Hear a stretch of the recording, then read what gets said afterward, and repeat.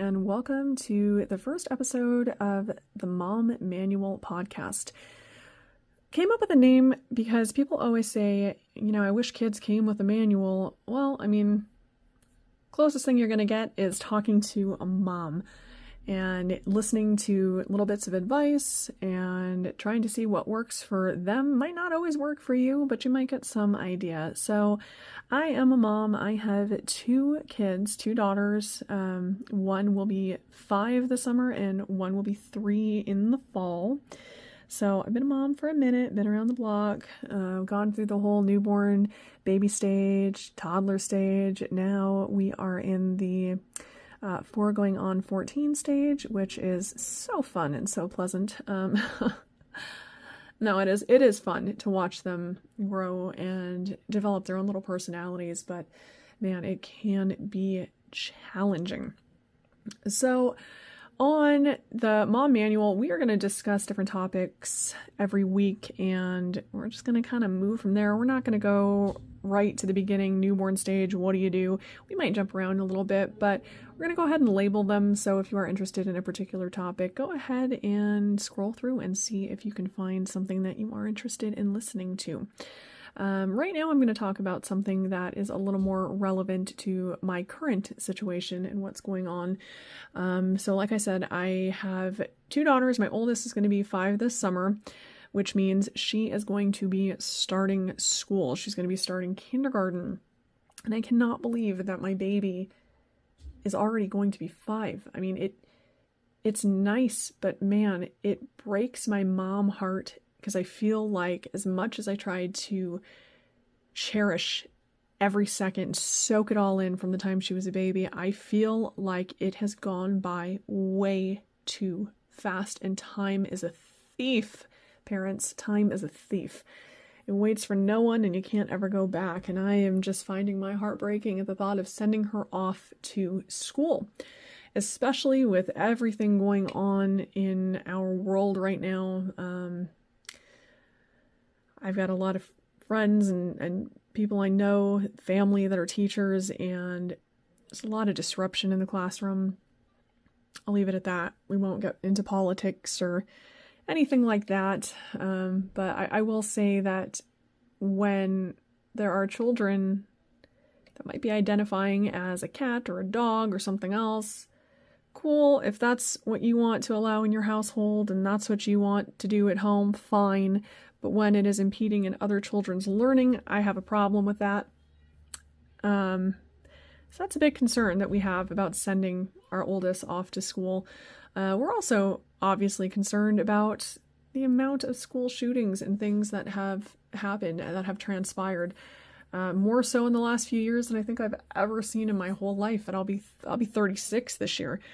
A lot of scary stuff to think about when you're sending your kids off to school. And it's odd to think about from a parent perspective, and probably really odd from the kid's perspective too. You teach your kids, don't go with strangers. Don't talk to strangers, stranger danger. We are fortunate enough that my sister and her husband are here, so we have help if we want to go on a date or if we have a doctor's appointment and the other one's at work. I'm a stay-at-home mom, but my husband works, so if we need a sitter, we have family, we have someone that we can trust and rely on and not be worried who our kids are going to be with. So I find it odd that you spend all this time ingraining in your children, hey, don't go with strangers. And then all of a sudden, when they turn 5, it's that first day of school, you just send them off to a building full of strangers. And I know it's the norm. I know it's what most people do. You just send your kids to school and that's just what you do. But I am really struggling with that as a parent. My husband and I have tossed around the idea of homeschool, and I really love that idea. That idea sits really well with me. But my husband brings up valid points too. We've really gone back and forth with the pros and cons, and is it right for her socially? Is it right for her socially to keep her home instead of sending her off to school? And I don't know the answer to that. I know she is in dance and she loves it and she gets to participate in that, and she has friends that she's made there that she sees in class. I know that we have talked about putting her in something else, whether it be a sport or, I'm kind of leaning more towards Girl Scouts, because a lot of those troops, a lot of those girls stay together for years. So it becomes this lasting bond and friendship, and I'm all for that. That's great. It gives her the social aspect that I feel like homeschool would be missing. But I don't know. I'm struggling with this one. We've applied for some charter schools around us here. We live in a state that does not rank well as far as education. We live in Nevada, and we are like, don't quote me on this because I have not pulled the statistics in a hot minute, but we were like 48th or 49th out of the nation for our education here.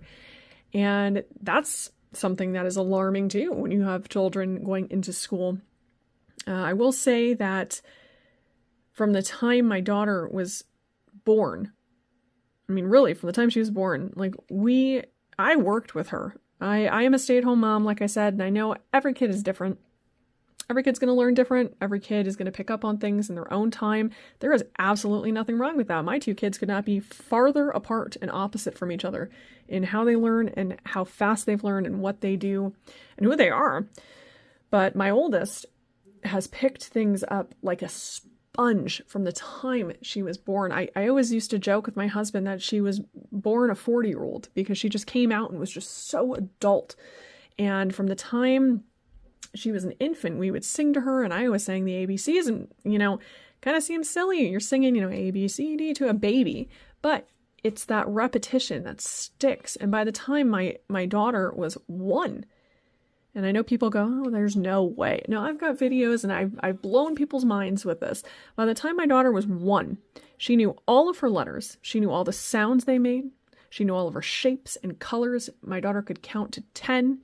She now, at 4, she's known this for about a year now. My daughter can read.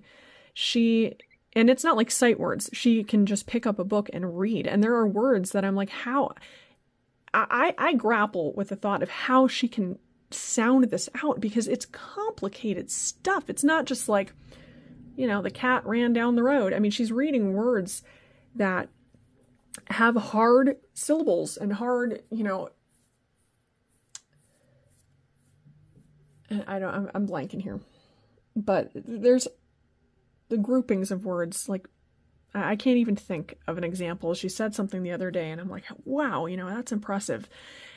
I worry about sending her to school and her already being so far ahead. I looked up the academic kind of like baseline where you're supposed to be before you start the next grade, the next ascending grade.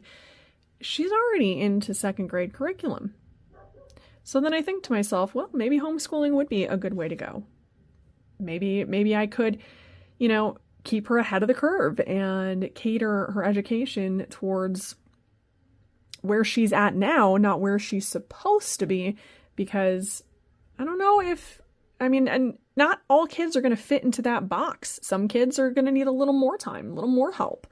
And they're going to struggle a little bit in certain things. And some kids are going to be advanced and ahead, and they're going to get bored. And that's the category my daughter falls in. And I wonder and I worry, because I do a little bit, I call it homeschool preschool. There's really nothing formal to it, but I sit down with my kids and we go over things, and I have workbooks and, the whole 9 with that. And she loves it and she excels. So I don't know, if there's any homeschool mamas out there that want to drop me a comment and let me know what your thoughts are, or what was the exact point, if there was one, a tipping point that said, yep, my decision's made now. I am going to go ahead and homeschool, and this is going to be what's best for my family. What was that? And I know I didn't really talk about much about what my husband does, but my husband, he works in marketing, and he is fortunate enough to be able to work fully remote, which means there's no office. He doesn't have to go in. He works from home. And, I think the thing that's most appealing for him is hey, you know, if we wanted to go rent a cabin somewhere for a week, we would have the ability to do that. And we could just up and go, you know, pack up the kids, pack up the animals, and head out because you're homeschooling. So you have the flexibility to be able to do that. That's definitely appealing to us as well. But man, there's so many pros and cons. And as a parent, you're like, I don't know. I feel like I don't know if I'm making the right choice one way or the other. I'm just not sure. And I think that's probably a lot of what parenting is. It's a struggle, an internal struggle and conflict.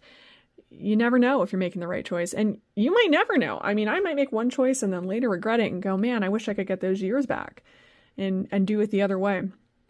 I guess that's a little moral of the whole story here is it doesn't really matter what you do. You will always second guess yourself. As long as you are doing what you feel in your heart is best for your children, for your family, for yourself. I mean, you really can't go wrong. You know, you might go back and regret things. Everybody makes mistakes. There is no mom out there that is perfect. There is no child out there that is going to be quote unquote perfect. Our kids are all perfect and wonderful to us. There are times when I will say it is challenging, but you do the best you can with the tools you have. And that's something that, you know, I feel like if there was an actual written book outside of a podcast here, outside of the mom manual, that's definitely something that should be front and center. Leading topic. You will always have mom guilt. You will do the best you can, and at the end of the day, you will lay in bed and wonder if it was enough. And I can tell you, Mama, it was. I struggle with it. I'm sitting here talking about my internal conflict about what to do with school. I mean, when I had kids, I never thought that school was going to be even a topic of question. Like, you just send your kids to school. That's what you do. But now I'm in this predicament, and I don't know what to do. And we're going to go tour these charter schools and take a look around and hopefully see how we feel. But I don't know. I don't know. I'll have to keep you guys updated and let you know how this all pans out. We've got a few months here. The lottery for the charters don't get drawn until March, so we have some time before we even know if she's going to get into a charter. I know for a fact I will not send her to public school. The public school that she's zoned for is not great. It's just kind of worrisome in general. I don't like the setup of it. I don't feel like it's very secure. So we know public school's off the table, but charter school is still a question. Homeschool for me seems to be the top of my list. Really don't know what to do, but moral of the story, Mama, you're doing great. Follow your gut with things. Not quite sure what my gut is telling me in this particular instance, but we'll see how it pans out. That is going to be it for me today here. If you have enjoyed my little rant here, my little podcast, make sure you hit that red subscribe button and follow me. We are going to be doing at least weekly posts here, and I will have maybe some interviews with some other mamas and some other things. Definitely wide range of topics from, you know, things like we talked about today, education, health, even holidays, fun stuff that you can do with your kids, because I know that's a big one for me. I love doing that kind of stuff. So make sure you hit that red subscribe button and follow me below, and thank you so much for listening. We'll talk to you guys next time.